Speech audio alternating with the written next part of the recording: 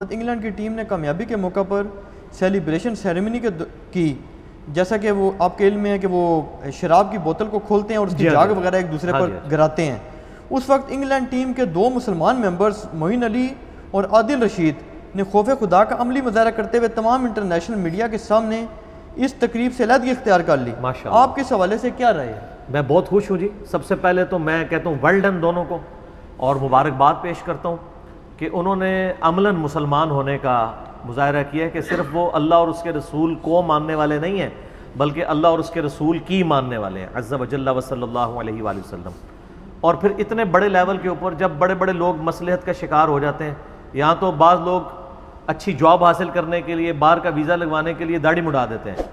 یا داڑھی چھوٹی کروا دیتے ہیں، اور دوسری طرف وہ لوگ جنہوں نے ماشاءاللہ داڑھی بھی رکھی ہوئی ہے اور عملاً ایک پریکٹسنگ مسلمان بھی ہیں، اور وقتاً فوقتاً آپ دیکھیں کہ میدان کے اندر وہ نماز بھی پڑھتے ہیں ماشاءاللہ تعالیٰ۔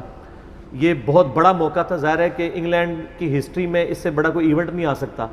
کہ وہ کرکٹ جس کا بانی انگلینڈ ہے، جن کو آج تک کبھی کامیابی حاصل نہیں ہوئی تھی، کتنے وہ فائنل میچ ہار چکے ہوئے تھے۔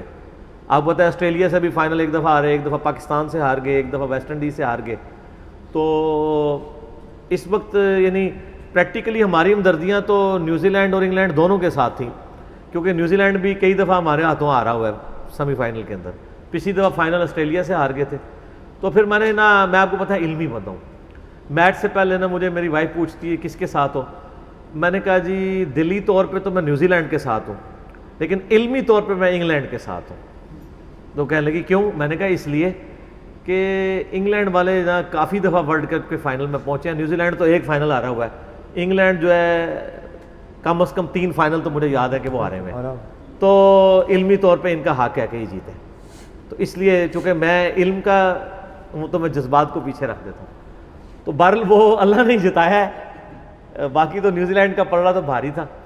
باقی ہم اس کی طرف واپس آتے ہیں۔ یہ جو ہمارے بھائی ہیں معین علی اور دوسرے عادل رشید، میں ان کے لیے دل سے دعا گو ہوں کہ اللہ تعالیٰ اس ایک نیکی کی برکت سے قیامت والے دن ان کے لیے عافیت کا معاملہ فرمائے، کیونکہ اللہ تعالیٰ بعض اوقات ایک چھوٹی سی نیکی کوئی بہت بڑا یعنی بنا دیتا ہے۔ بخاری اور مسلم دونوں میں حدیث ہے، میں ان کے حوالے سے بیان نہیں کر رہا، ویسے ایک ایگزامپل کے طور پہ، کہ ایک جو ہے وہ بدکار عورت تھی، وہ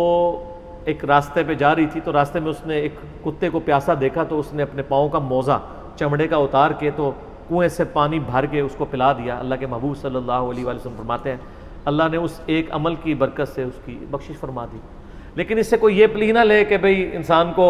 بس اس طرح کی نیکیاں کرنی چاہیے اور بدکاری کی زندگی گزارنی۔ یہ ایک واقعہ ہے اللہ کی رحمت کی انٹینسٹی کو بتانے کے لیے۔ بالکل اس کا اپوزٹ واقعہ بھی ہے، وہ بھی بخاری اور مسلم دونوں میں ہے، کہ نبی علیہ السلام فرمایا ایک بڑی نیکوکار عورت تھی، اس نے بلی پالی ہوئی تھی،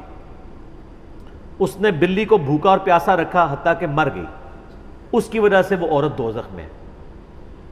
حالانکہ اس کی کتنی نیکیاں بھی تھیں۔ تو اللہ تعالیٰ اگر چھوٹی سی نیکی پہ بخش سکتا ہے تو چھوٹے سے گناہ پہ پکڑ بھی سکتا ہے۔ یہ دونوں رزلٹ نکالنے چاہیے، دونوں ایکسٹریمز پہ نہیں جانا چاہیے۔ باقی ان کا تو معاملہ یہ تو ماشاءاللہ میرا حسن ظن ہے کہ پریکٹسنگ مسلمان ہے، اور انہوں نے اس دلیری کا مظاہرہ کیا ہے جو بڑے بڑے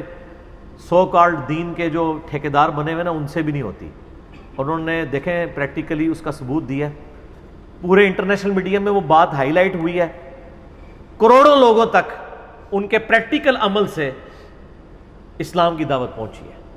کہ Islam is the only practicing religion on the face of earth. صحیح معنوں میں پریکٹسنگ ریلیجن اس وقت اس روئے ارض پہ اسلام ہے، الحمدللہ۔ تو میں مبارکباد پیش کرتا ہوں، ان کے لیے دعا گو ہوں کہ اللہ تعالیٰ اس نیکی کی برکت سے ان کے ساتھ قیامت دن عافیت والا معاملہ فرمائے۔ باقی اس حوالے سے میں یعنی کئی ایک احادیث اور قرآن کی آیات پیش کی جا سکتی ہیں، لیکن ایک حدیث جو صحیح مسلم کے اندر ہے کہ اللہ کے محبوب صلی اللہ علیہ وآلہ وسلم نے فرمایا جو شخص لوگوں کو ہدایت کی طرف بلائے، اس شخص کو جتنے لوگ اس ہدایت کی طرف آئیں گے ان کا ثواب بھی ملے گا، اور جو ہدایت پہ آنے والے ہیں ان کے اپنے ثواب میں کمی نہیں ہوگی۔ اور جو شخص کسی کو گمراہی کی طرف بلائے، جتنے لوگ اس گمراہی پہ چلیں گے ان کا وبال بھی اس شخص پہ ہوگا، اور جو اس گمراہی پہ چلنے والے ہیں ان کے اپنے وبال میں بھی کمی نہیں آئے گی۔ یہ نہیں ہوگا کہ وہ حضرت صاحب ہی ہمارا بوجھ اٹھا لیں، ٹھیک ہے۔ لا لا تزر وازرۃ وزر اخرى، قرآن میں یہ آیت کئی دفعہ آئی ہے، کوئی جان بوجھ اٹھانے والی دوسرے کا بوجھ نہیں اٹھائے گی۔ تو اس صحیح مسلم کی حدیث کے تحت انہوں نے سب کو ہدایت کی طرف رہنمائی کی ہے۔ اس کے علاوہ بھی وہ جنوبی افریقہ کے جو ہاشم عاملہ جینٹل مین ہے ماشاءاللہ، اور انہوں نے کئی ایک مواقع کے اوپر صحیح مسلمان ہونے کا ثبوت دیا ہے، اور یہ ہے اصل میں رول ماڈل مسلمانوں کے لیے کہ اس لیول پہ پہنچ کے بھی وہ اپنے دین کو کمپرومائز نہیں کرتے۔ اس حوالے سے ان کو فالو کرنا چاہیے۔ اس کے علاوہ بھی صحیح مسلم میں ایک اور حدیث ہے کہ اللہ کے محبوب صلی اللہ علیہ وآلہ وسلم نے فرمایا کہ جس شخص نے اسلام میں اچھا طریقہ جاری کیا، اچھی بدعت نہیں، اچھا طریقہ، جیسے قرآن حکیم کو پرنٹنگ کے فارم میں لانا یہ اچھا طریقہ ہے، قرآن حکیم کے سافٹ ویئرز اور اینڈرائڈ ایپس بنانا یہ طریقے ہیں، اصل قرآن تو اپنی جگہ ہے، الیکٹرانک کاؤنٹر، تو وہ جتنے لوگ اس پہ عمل کریں گے اس کا ثواب بھی ان کو ملے گا، ان کے ثواب میں کمی نہیں آئے گی۔ اور جس نے اسلام میں برا طریقہ جاری کیا، سنتن حسنتن اور سنتن سیئتن، برا طریقہ جاری کیا، تو جتنے لوگ اس پہ عمل کریں گے اس کا وبال اس پہ ہوگا، اور ان کے وبال میں بھی کمی نہیں آئے گی۔ ان دونوں احادیث کے تحت انہوں نے ایک اچھا طریقہ اور ہدایت کی طرف لوگوں کی رہنمائی کی ہے، باقی لوگوں کے لیے ایک موٹیویشن ان کی بڑھانے کے لیے بہت زبردست عمل ہے۔ اور صحیح مسلم میں ایک اور حدیث ہے، اللہ کے محبوب صلی اللہ علیہ وآلہ وسلم نے فرمایا کہ جو شخص برائی کو دیکھے تو ہاتھ سے روک سکتا ہے تو ہاتھ سے روکے، ہاتھ سے نہیں روک سکتا تو کم از کم زبان سے روکے، زبان سے نہیں روک سکتا تو کم از کم دل میں تو برا جانا ہے، لیکن فرمایا ذالک اضعف الایمان، یہ ایمان کا آخری درجہ ہے، یعنی کم از کم زبان سے روکنا چاہیے۔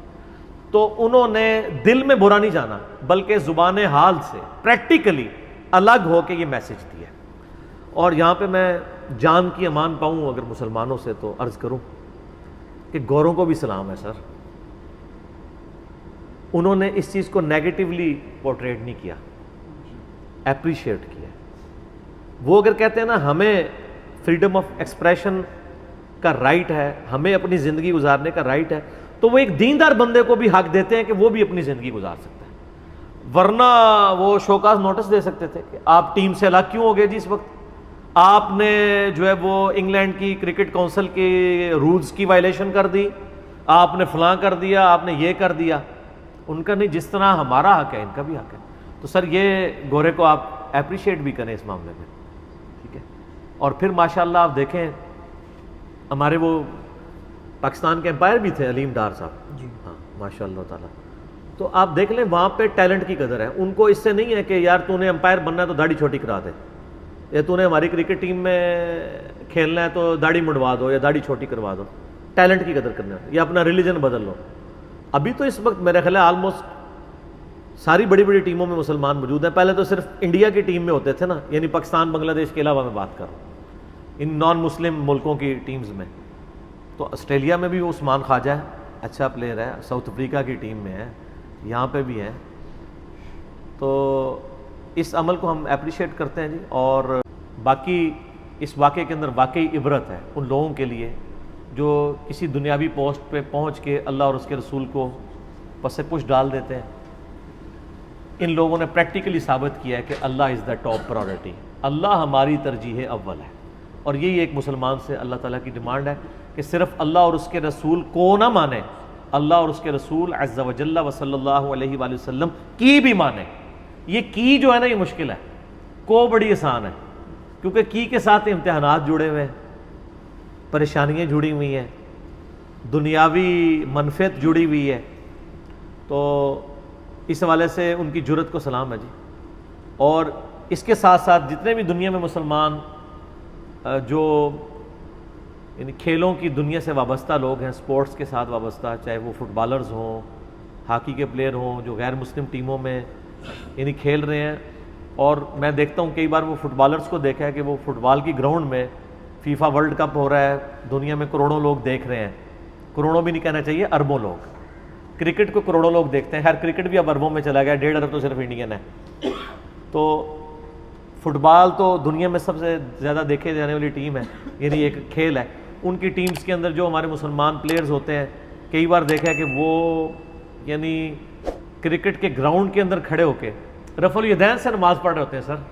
آپ تو حنفیوں کی مسجد میں رفع الیدین کرتے ہوئے ڈرتے ہیں. یعنی آپ دیکھ لیں کہ ایک مسلمان کو اپنے دوسرے مسلمان فرقے کی مسجد میں رفع الیدین کرتے ہوئے ڈر لگتا ہے, لیکن گوروں کے گراؤنڈ میں رفع الیدین کرتے ہوئے ڈر نہیں لگتا.